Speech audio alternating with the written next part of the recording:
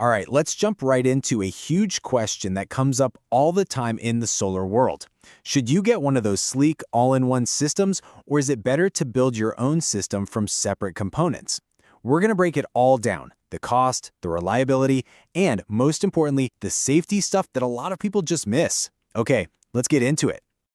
So, you've seen them, right? These really nice-looking, simple boxes that promise solar power without the headache. But here's the thing we need to ask. Are they actually the best choice for you, in the long run? Or are there some hidden problems waiting down the road? At the end of the day, this is what the whole debate really boils down to. On one side, you've got the all-in-one system, and its whole deal is plug-and-play simplicity. And on the other side, you've got separate components, which give you total control and the ability to customize everything. It's that classic trade-off, isn't it?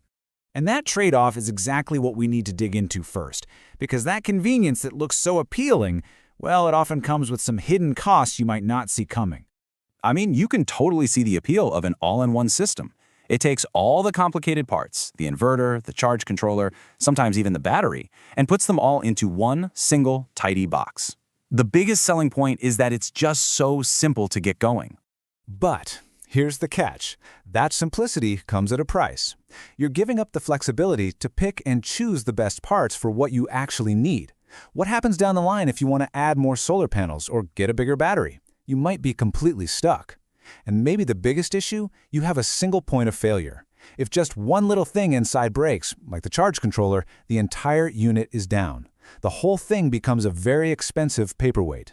And this quote just hits the nail on the head. Convenience is what they're selling you, but what you're really buying is a system where you lose flexibility, you lose the ability to upgrade, and you might even be losing that long-term reliability you get from having tough, individual parts you can trust. Okay, so moving beyond just being inconvenient, now we're getting into the stuff that's actually risky. These are the critical safety issues that, honestly, a lot of reviews and how-to videos just kind of gloss over. You know, a poorly designed system can be genuinely dangerous, and it doesn't matter if it's an all-in-one or something you build yourself.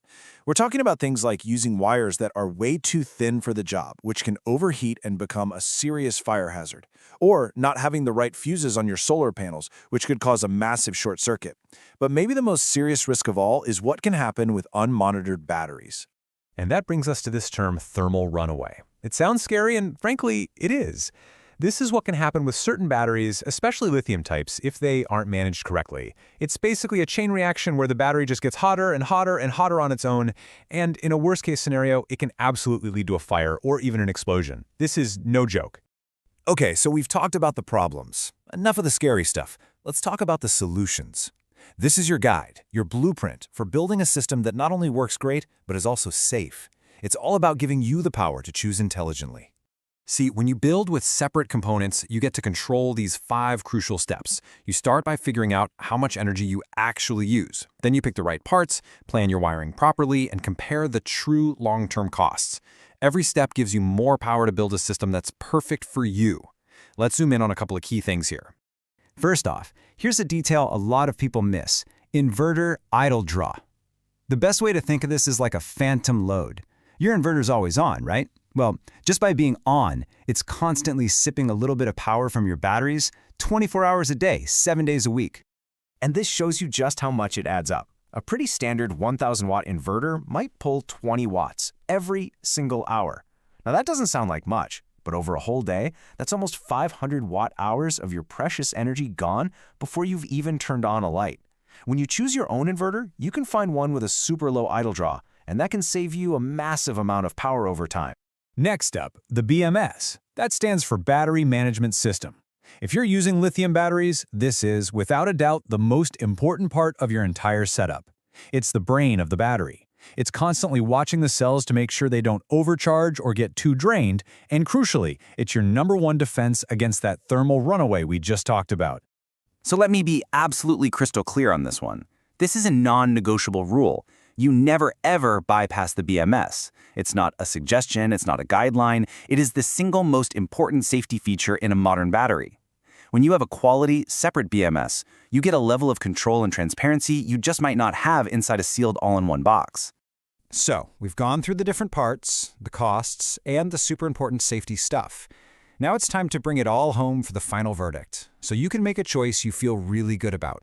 This chart really lays it all out pretty clearly. The all-in-one systems definitely win on that initial, out-of-the-box simplicity. But when you look at what really matters long-term, flexibility, upgradability, and reliability, the separate components approach is the clear winner. For safety, a system you design and build correctly can be way safer than a black box unit where you don't really know what's inside. And here's the kicker. The long-term cost of having to replace an entire all-in-one unit often makes building your own the cheaper option over the life of the system. If there's one thing to take away from all this, it's this. The sticker price is only one tiny piece of the puzzle. The real decision is about what you value more.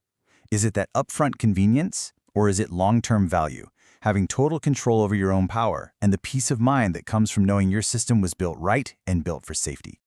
So, the final question I'll leave you with is this. Which risk are you unwilling to take? Is it the risk of a more complex initial setup, or is it the risk of being stuck with a system you can't upgrade, you can't easily repair, and you can't completely trust? Your answer to that question will tell you exactly which path is the right one for you. Thanks for tuning in.